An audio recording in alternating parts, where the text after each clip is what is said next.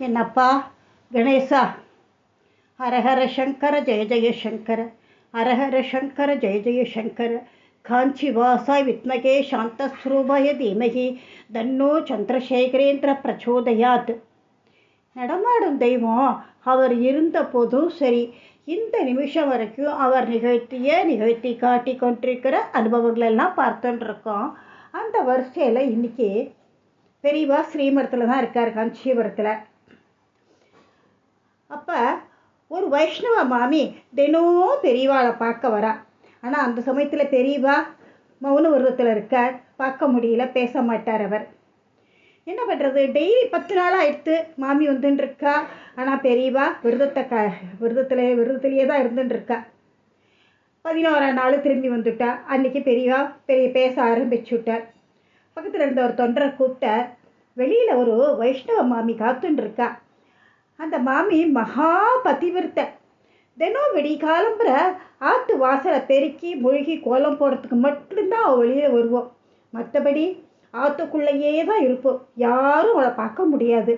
அவளுக்கு என்ன குறையோ என்ன கஷ்டமோ தெரியல. 10 நாளாக என்னை பார்க்க வந்துட்டுருக்கா. என்ன பண்ணு, நீ போய் அவளை உள்ளே கூட்டிகிட்டு வா. உடனே அவரும் போனார். மாமியை உள்ளே கூட்டின்னு வந்தார். சொல்கிறா மாமி, என்னோட பொண்ணை ஒரு பெரிய இடத்துல கல்யாணம் பண்ணி கொடுத்தேன். கல்யாணத்தும் போது வைரத்தோடு ரெட்டையோட சங்கிலியும் போடுறதா சொன்னேன் நான். ஆனால் என்னால் போட முடியல. அப்போ அதனால் என் பொண்ணு 10 வருஷமாக ஆம்படையானோட இல்லை, என்னோட தான் இருந்துட்டுருக்கா. அவளை 2 பேரையும் பகவான் தான் சேர்த்து வைக்கணும், பெரியவா தான் அதுக்கு அனுகிரகம் பண்ணணும் அப்படின்னு சொல்லி அழறா. அமைதியாக கேட்டுன்னு இருந்தார். அம்மா, நான் 13 வயசில் சன்னியாசம் வாங்கிட்டேன். என்கிட்ட காசு பணம் ஒன்றும் கிடையாது. நான் என்ன செய்வேன் அப்படின்னு கேட்குறேன். நீங்கள் அனுகிரகம் பண்ணினாலே போருமே நேக்கு அப்படின்னு சொல்கிறா. அப்போ பெரியவா அந்த தொண்டரை கூப்பிட்டு, வெளியில் வேறு யாராவது தரிசனத்துக்கு வந்திருக்காளா பாரு அப்படிங்கிறா. அந்த சமயம் கார்லேருந்து ஒரு மாமி இறங்கினா. அவரை உள்ள கூட்டின்னு வந்தாவாளை. அவள் வந்து பெரியவாளுக்கு நமஸ்காரம் பண்ணிட்டு பக்கத்தில் நின்னா. உடனே பெரியவா கேட்குறார், உங்கள்கிட்ட நிறைய நகை இருக்கோ அப்படின்னு கேட்குறார். உடனே அவளும், பெரியவாளோட அனுகிரகம் பூர்வ ஜென்ம பாக்கியம் நிறையா இருக்குது, எந்த குறைச்சாலும் இல்லை நேக்கு அப்படிங்கிற. அப்போ பெரியவா சொல்கிறா, எனக்கு ஒரு வைரத்தோடும் ஒரு ரெட்டவோட சங்கிலியை நீ கொடுப்பியோ அப்படின்னு கேட்குறா. அது என்னோட ஜென்மாந்திர புண்ணியம் அப்படின்னு சொல்லி உடனே காதில் இருக்கிற தோட்டை அவுத்தா. உடனே பெரியவா, இரு கழட்டக்கூடாது அப்படின்னு சொல்லிட்டு இந்த மேனேஜரை கூப்பிட்டு கடையில் போய் ஒரு சாதாரண ஒரு தோடு ஒன்று வாங்கிட்டு வா அப்படின்னு அனுப்புகிறார். அவரும் ஒரு தோடு வாங்கிட்டு வந்து கொடுத்தார். சுமங்கலிகள்லாம் ஒரு க்ஷணம் கூட காதில் தோடு இல்லாமல் இருக்கக்கூடாது. அதனால் என்ன பண்ணுற, அந்த வைரத்தோட்டை அவுத்துட்டு இந்த தோட்டை நீ போட்டுக்கோ அப்படின்னு சொல்கிறார். உடனே மாமியும் அந்த மாமியும் சங்கிலியும் தான் காதில் இருந்த வைரத்தோட்டையும் அவுத்து பகவான் பக்கத்தில் வச்சுட்டா. உடனே பகவான் அவளுக்கு ஆசீர்வாதம் பண்ணினார். நான் அவள்கிட்ட சொல்கிறேன், நான் வந்து எனக்காக நான் அவங்ககிட்ட வைரத்தோடும் சங்கிலியும் நான் கேட்கலை.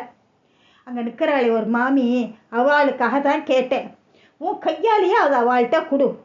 அதுக்கப்புறம் அது கொடுத்தா மட்டும் போராது, அவள் அங்கே பிரிஞ்ச தம்பதிகளை சேர்த்து வைக்கணும். நீனு இந்த மாபெரும் கைங்கரியத்தை செஞ்சேன்னு வச்சுக்கோ, ஏன் பார்வதி பரமேஸ்வரால் சேர்த்து வச்ச புண்ணியம் உனக்கு கிடைக்கும் அப்படின்னு சொல்லி ஆசீர்வாதம் பண்ணி அனுப்புகிறார். அவளும் அவளை கூட்டிகிட்டு போய் சேர்த்து வச்சா 2 பேரையும். அதே மாதிரி தான் ஒரு புஸ்தகம் போடுறவா ஒரு மாமி மகானை வந்து தரிசனம் பண்ணினா. புஸ்தகம் பிரசுரம் பண்ணணும் அப்படின்னு ஒரு 2 புஸ்தகத்தை பகவான்கிட்ட காமிச்சா. பகவான் புஸ்தகத்தை பிரித்து பார்த்தார்.